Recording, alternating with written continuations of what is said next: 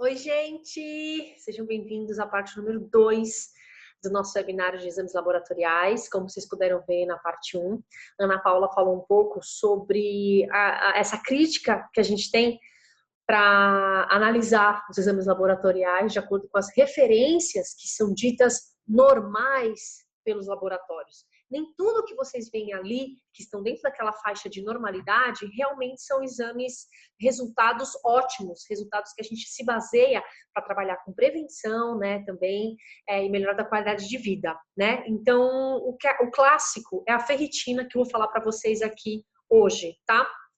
Eu tô com meu papelzinho com as minhas anotações, porque eu tenho bastante coisa para falar e não quero esquecer de nada. Então, quem aí ainda não fez exame de ferritina, tem que fazer, tá? O que é a ferritina, gente? É a reserva de ferro que a gente tem no nosso corpo, mais especificamente que a gente tem no nosso fígado, tá bom? Então, existe o exame de ferro sérico, que é aquele ferro que fica circulando no nosso corpo, e a ferritina, que é o que a gente tem acumulado, né? Então, é uma reserva que a gente tem. E é super importante que a gente tenha quantidades suficientes, porque a gente pode precisar disso, né? Então, não existe um tratamento para tireoide sem uma ferritina adequada, tá? E para a tireoide funcionar bem, você tem que ter bons estoques de ferro, porque para o transporte do T3, que é esse hormônio ativo da tireoide, para que isso chegue realmente aos receptores de T3, para poder ter o efeito todo, aquela de disposição, de controle nosso de temperatura, a gente precisa ter ferro, tá, em quantidades adequadas, senão a tireoide, ela fica fraquinha, tá bom? Por isso que todas as pessoas que reclamam muito de cansaço, fadiga, a gente já pede ferritina para ver como é que estão esses estoques de ferro e também já faz um perfil todo da tireoide, né? Porque um caminha junto com o outro, tá? Baixa quantidade de ferritina no nosso corpo vai resultar em fadiga, que eu já falei para vocês, muita intolerância ao frio, queda de cabelo, cabelo muito fino, cabelo que se quebra com facilidade, cansaço a pequenos esforços, tá? Baixa recuperação para atividade física, dependendo da atividade a pessoa não consegue fazer realmente por muito tempo. Problemas de tireoide, como eu falei para vocês, e a gente tem que ficar de olho em pessoas que praticam atividade de impacto. Então, por exemplo, a galera do CrossFit, corredores, né? A gente tem uma perda de ferro sempre que você bate o teu pé no chão, né? Então a gente chama de hemólise. Eu já falei isso no vídeo lá no YouTube, que chama Nutrição para Corredores. Por isso que é muito comum ter a anemia da corredora, principalmente em mulheres. A mulher já tem uma perda, né? A mulher idade fértil, uma perda menstrual, mensal, e ainda a corredora, então ela vai sofrer essa hemólise. Por isso que é importante sempre avaliar como que tá, pelo menos a cada 6 meses, né, o status de ferro, de ferritina, ferro sérico e ferritina nas corredoras. Quem também tem risco de ter algum problema com ferritina? Né? No caso, ferritina mais baixa. Veganos, né? Os vegetarianos estritos, então tem que ficar de olho. Mas também quem come carne, principalmente a carne vermelha, que é uma fonte de ferro muito boa, mesmo quem come carne pode ter problema com ferritina, tá? Com a ferritina baixa. E isso eu vou explicar daqui a pouco o porquê, tá? Só para vocês terem uma ideia, níveis normais de ferritina no laboratório giram em torno de entre 12 a 150 nanogramas por ml.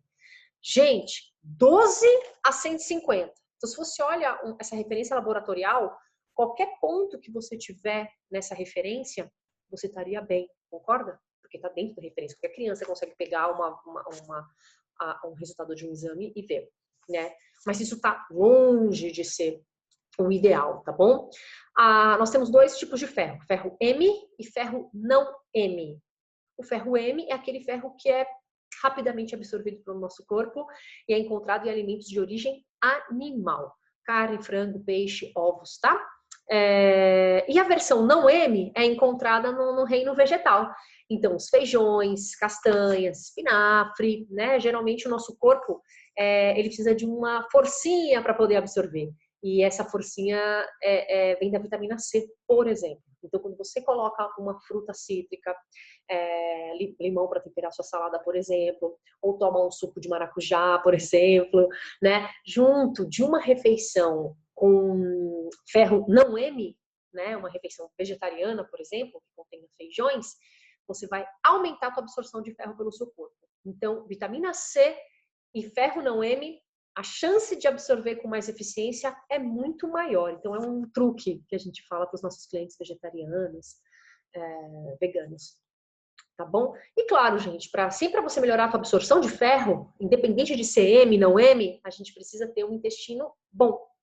Por isso que, dependendo do grau de desbiose que você tem, dessa hiperpermeabilidade que se tem no intestino, você vai ter dificuldade de absorver o ferro e outros nutrientes também. Então, lembra que eu falei que tem algumas pessoas que têm problema com ferro? Dentre elas, pessoas com grau de desbiose alto, que pode ser decorrente a estresse, muito uso de antibiótico, anti-inflamatório, às vezes quimioterápicos, né? Então, isso atrapalha bastante a absorção de nutrientes pelo nosso intestino, tá?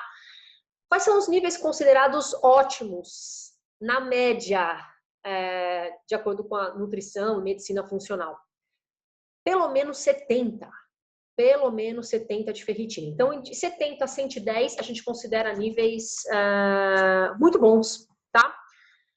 Lembra que eu falei que tem muitas pessoas que reclamam de queda de cabelo? E aí acabam trabalhando em cima com loção, tomando cápsulas para poder ajudar na queda de cabelo, mas não se avalia a ferritina. E muitas vezes avalia, vai estar dentro daquela faixa de normalidade grande e vai continuar perdendo o cabelo, porque está muito próximo do limítrofe inferior. O que os trabalhos mostram é que para combater a queda de cabelo, gente, você precisa de pelo menos 40, tá, de ferritina. Para o cabelo voltar a crescer, pelo menos 70, tá? Mas na média, a gente trabalha com ferritina aí de pelo menos uns 80, tá? Na média geral. Se tiver realmente problema com a ferritina mais baixa, o nutricionista pode ajudar te prescrevendo um suplemento alimentar, né? Além de todo o ajuste dietético que precisa ser feito, pode ser necessário você tomar um suplemento de ferro. E não é qualquer suplemento, a gente trabalha muito com ferro quelado, que é um ferro de altíssima absorção e que, infelizmente, esses que a gente compra em farmácia, em sua maioria, não é quelado. Geralmente é sulfato ferroso e numa dosagem muito alta e que causa interação com outros nutrientes, causam transtornos gastrointestinais, muitas pessoas têm diarreia, ou fezes muito escuras, às vezes tem constipação também, um gosto ruim na boca ao acordar. Então, dosagens muito altas de ferro que não seja quelado pode trazer danos, tá? Então, por isso que é legal você suplementar. E para suplementar adequadamente, na quantidade que você precisa e na forma quelada, na melhor forma bioquímica, é legal você consultar um nutricionista ou um médico especializado nisso também. Mas o nutricionista vai conseguir trabalhar bem isso aí para vocês, tá? Eu recebi algumas dúvidas quando eu fiz sugerindo, né? Chamando vocês para esse webinário. Muitas dúvidas, pessoas falando, poxa, meu namorado, meu marido tá com a ferritina muito alta, né, que tá acima daquele valor de referência, tá 300, tá 400, tem algum perigo?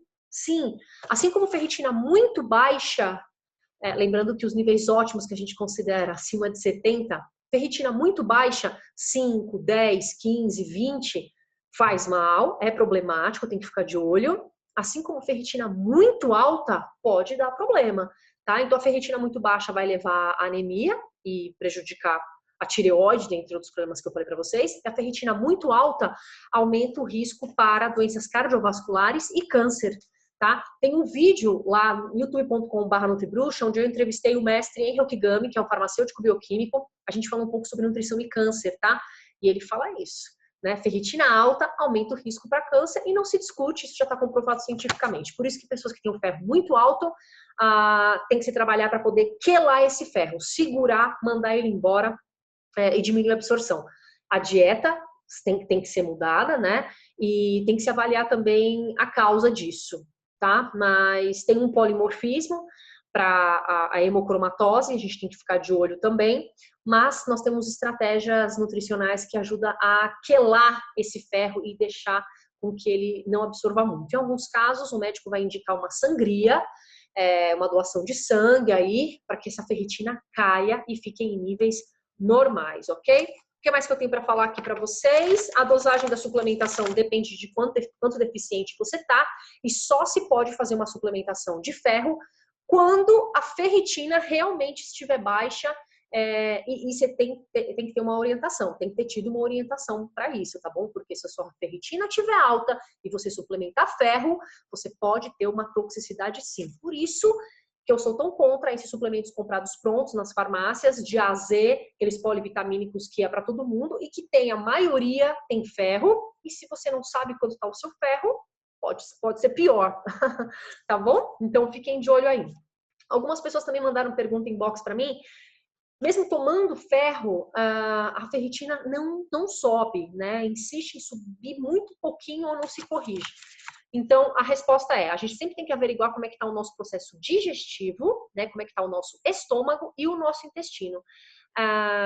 Se você não corrige, por exemplo, uma hipocloridria, que é uma deficiência que o teu corpo pode ter em produzir o ácido clorídrico, que é aquele que a gente tem naturalmente no nosso corpo para poder quebrar as proteínas, para poder fazer a digestão, você vai ter uma baixa absorção de ferro dos alimentos também. E também a desbiose, que eu já falei para vocês, vai ser difícil corrigir. E tem que ver também a forma do ferro que está sendo suplementada. Tá? O ferro quelado é melhor, mas seu intestino ele tem que estar bom, tá com velocidades ali pelo menos o grau mínimo preparado para poder absorver isso, tá? Então tem que ficar de olho, muito cuidado com a suplementação de ferro, como eu falei para vocês, com ferritina muito alta, cuidado com as cápsulas de ferro perto de criança, perto dos cachorrinhos, tá bom? Porque é tóxico, tá? Então fiquem de olho aí. Então, o que mais que eu ia falar para vocês? Cobre, quando está baixo na nossa circulação, né? O cobre é um mineral, ele também vai dificultar que a ferritina suba, tá? Então, muitas vezes o problema está no cobre baixo também. Você suplementa ferro, vê que não está subindo, faz uns ajustes e muitas vezes uma suplementação de cobre prescrita pelo nutricionista, tá? O cobre tem que se tomar cuidado também. Aí se corrige o ferro. E óbvio, se não subir de nenhuma maneira, tem que se investigar o problema mais a fundo aí nas vilosidades, né? Uma doença celíaca, uma doença de Crohn, enfim, tem que ficar de olho, tá bom? Então isso que eu tinha para vocês sobre ferro. O resumo é, não confie naquele valor de referências laboratoriais que geralmente vão de 12 a 150, vocês já puderam ver que a margem é muito grande, tem alguma coisa errada, né? Aprenderam que tem ferro M, ferro não M, que a vitamina C aumenta a absorção do ferro não M, e vocês têm que fazer o exame sempre, tá? Não adianta só pedir ferro sérico, tem que pedir a ferritina para ver como que tá o estoque de vocês e garanta pelo menos uns 70 na circulação, tá bom? Então esse é o vídeo que eu prometi para vocês sobre ferro. Eu vou encerrar esse aqui e vou fazer um outro de B12, senão fica muito grande o vídeo para subir no YouTube aqui, tá bom? Espero que vocês tenham gostado do vídeo. Mandem mais dúvidas e fiquem de olho, porque vai ter um site novo que eu tô fazendo com a Ana Paula, um site de assinatura com muita coisa bacana, muita coisa legal. A gente vai poder interagir mais, vai poder falar mais sobre exames laboratoriais para vocês, tá bom? Comam algo saudável por mim e fiquem de olho que vai ter o vídeo de B12 aí. Beijo!